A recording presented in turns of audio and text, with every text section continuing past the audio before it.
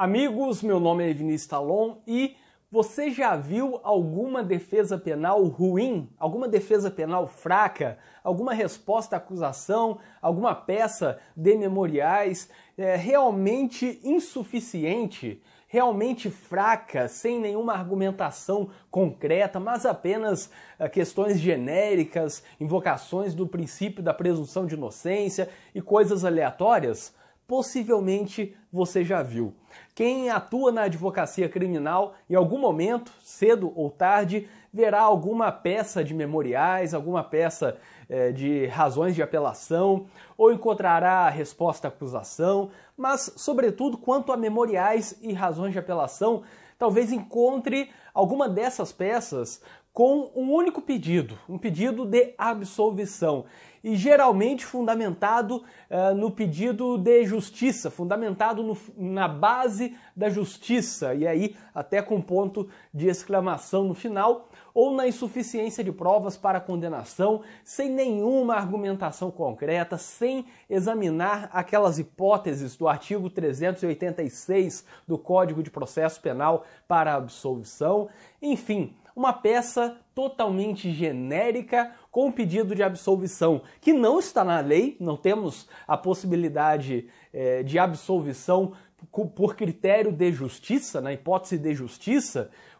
Os casos de absolvição fora do júri, evidentemente, estão muito bem delineados no artigo 386 do Código de Processo Penal, mas, mesmo assim, encontramos peças com pedidos genéricos, abstratos, sem nenhum exame daquele caso concreto. São peças em que advogados ou até defensores públicos fazem um pedido sem fundamento na lei, um pedido totalmente descabido.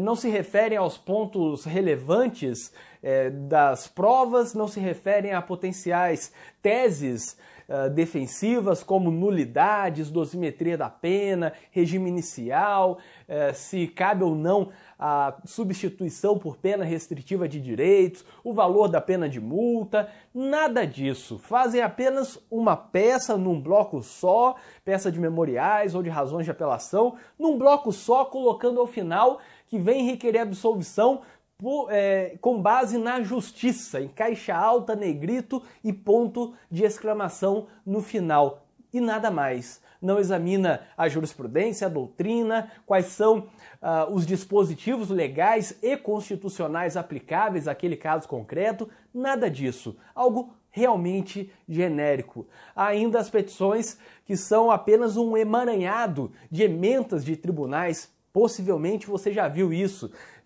O advogado prepara uma defesa penal numa peça de memoriais ou em razões de apelação e coloca apenas emendas, pois como já decidiu tal tribunal, e aí bota uma ementa. Da mesma forma, aí bota outra ementa e por aí vai enchendo de citações de jurisprudência, de citações de ementas, e em alguns casos até nem guardam relação com o fato analisado. São aquelas ementas genéricas, dizendo, por exemplo, que em caso de dúvida deve absolver, em caso de dúvida deve vigorar o princípio da presunção de inocência, na falta de provas deve absolver. Bom, isso daí não há debate, não haveria necessidade de citar 10 ementas para falar isso. Na verdade, nem haveria necessidade de citar uma ementa, porque isso está na lei, isso está pacífico já na doutrina, ninguém discute, e não haveria necessidade de tentar expor essa tese ao judiciário, se é que é uma tese,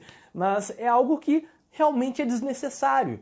Então você vai encontrar até as duas coisas ao mesmo tempo, uma peça totalmente genérica, sem examinar o caso concreto, cheia de ementas genéricas também, falando de presunção de inocência, sem nem se referirem ao crime objeto daquele processo, sem nem ter relação com aquele crime que está sendo examinado ou relação com a nulidade que poderia surgir no processo. Não examinam nulidades, não examinam dosimetria da pena, passando pela primeira, segunda e terceira fases da dosimetria da pena, nada disso. E ao final terminam com esse pedido de absolvição por justiça.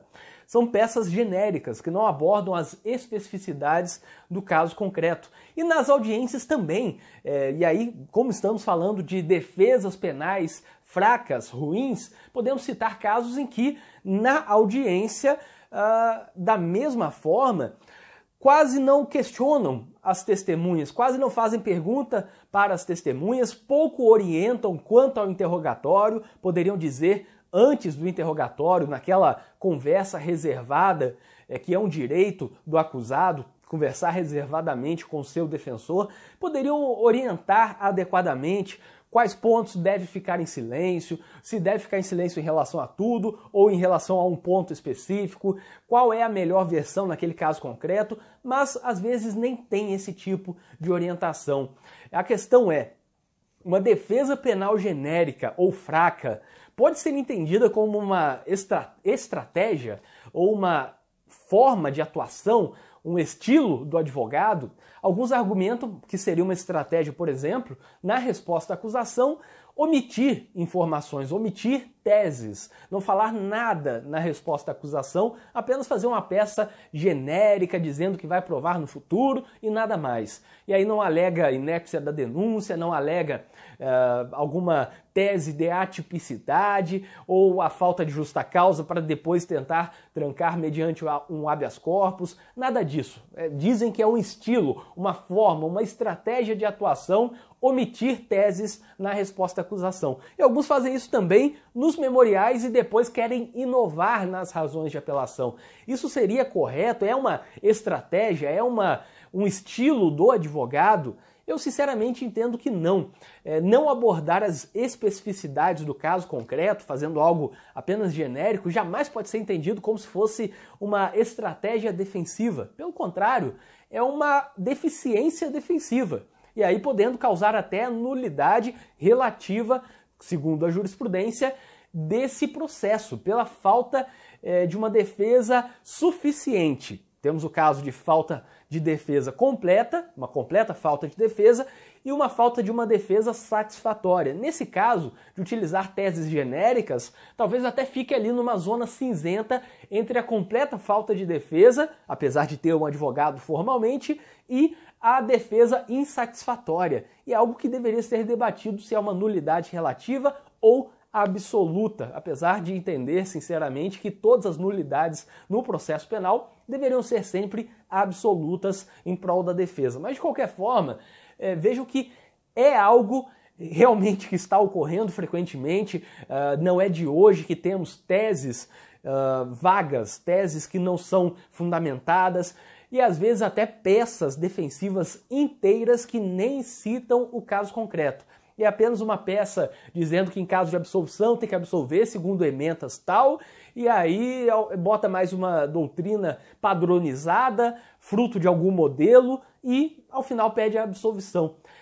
Enfim, eu entendo que essa desídia não se justifica como estratégia defensiva. Da mesma forma que atuar com desídia jamais poderá refletir o estilo do profissional, ser preguiçoso na atuação jamais poderá ser considerado como um estilo do advogado. Eu entendo que, mesmo diante dessa potencial preguiça na atuação ou da formação de uma tese defensiva, de uma estratégia silenciosa, oculta, para esconder da acusação nesse momento inicial quais são suas teses, mesmo assim, eu entendo que não se justifica. O excesso de trabalho não pode servir como desculpa para padronizar peças, para não enfrentar o caso concreto, nada disso. E aí vale tanto para advogados quanto para defensores públicos. O excesso de trabalho não é justificativa para uma defesa penal padronizada, genérica, sem examinar o caso concreto, citando apenas várias ementas para preencher 5, 6, 7 páginas de memoriais. Isso é inadequado. Nos tempos atuais, em que temos um poder judiciário cheio de trabalho, Quem elabora peças específicas e artesanais, enfrentando tudo no caso concreto,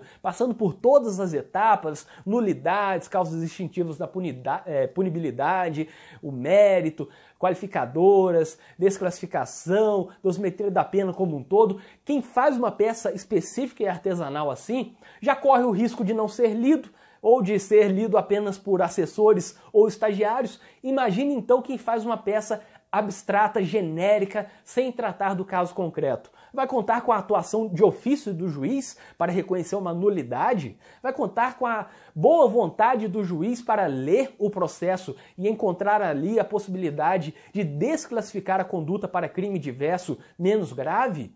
É algo que a gente sabe, não vai ocorrer. Por isso que a peça, por mais artesanal que ela possa ser, por mais específica, por mais detalhada e fundamentada, talvez já tenha o risco de não ser lida pelo juiz, ou ser lida somente por estagiários e assessores. Quem dirá se fizer uma peça genérica, começar a escrever somente coisas padronizadas, sem um exame apurado das especificidades de cada caso. Enfim, caso essa peça, qualquer peça de memoriais, razões de apelação, enfim, caso essa peça seja genérica, se as peças processuais da defesa começarem a ser apenas padronizadas, genéricas, sem o exame apurado do caso concreto, o risco é muito grande. O risco de que o juiz nem olhe o processo adequadamente é muito grande, porque ele perceberá que não há duas partes falando. Há apenas o Ministério Público que argumentou, apresentou todas as teses, como normalmente apresenta, e a defesa está se calando, deixando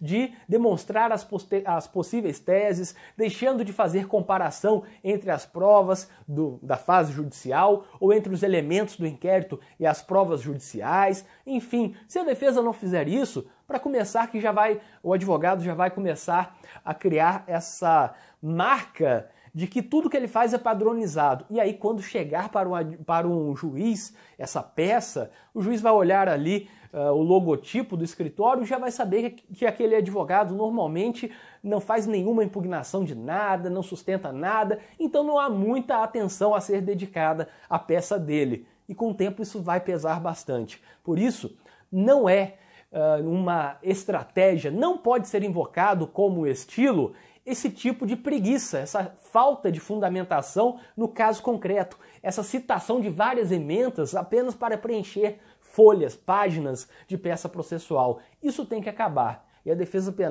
defesa penal pública ou privada tem que se qualificar para fazer peças artesanais, específicas e que analisem as provas adequadamente, passando por todas as teses principais e subsidiárias em cada processo. Eu espero que vocês tenham gostado deste vídeo, inscrevam-se aqui no canal e ativem as notificações, porque assim vocês saberão sempre que for lançado um vídeo novo aqui no canal. Eu tenho lançado vídeos diariamente sobre penal, processo penal, execução penal, e se você se inscrever aqui no canal, saberá sempre que for lançado um vídeo novo.